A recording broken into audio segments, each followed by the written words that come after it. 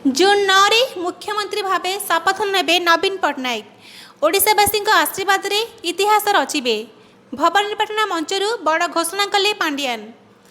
मंच उपरू पांड्यान कहिसंती कलाहांडीवासी और ओडिशावासी आशीर्वाद और सहयोग रे मुख्यमंत्री इतिहास रचिबे और ओडिशा मध्य इतिहास रचिब। आसंता जून 9 तारिख रे ओडिशावासी प्रिय नवीन पट्टनायक मुख्यमंत्री भावे शपथ ग्रहण करिवे।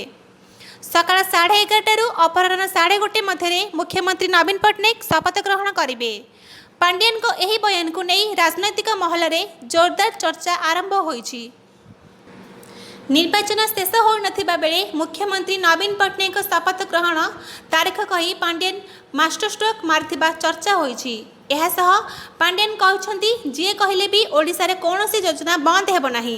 गरीब लोकंकु सशक्त करुथिबा योजना को ओडिसा रे केही भी बंद करि परिबेनी बोली कहउछंती पांड्यान। एहा पूर्वरु प्रधानमंत्री मोदी ब्रह्मपुर सभा कहिथिले बीजेपी सरकार को आसिले ओडिसा रे आयुष्मान योजना लागू हेबो, किंतु आयुष्मान योजना ठारू बीएसकेवाई योजना भल बोली कहउछंती पांड्यान। एहा सह विभिन्न जनाभिमुखी योजना रे हिसाब देई पांड्यान कहउछंती ओडिशावासी को सुविधा जोगाई देबाकू मुख्यमंत्री विभिन्न योजना करिसंती, तेणु एथर जोड़ी संख्यारे भोट देबाकू अपील करिसंती Pandian. Bureau report Jagran 24 news.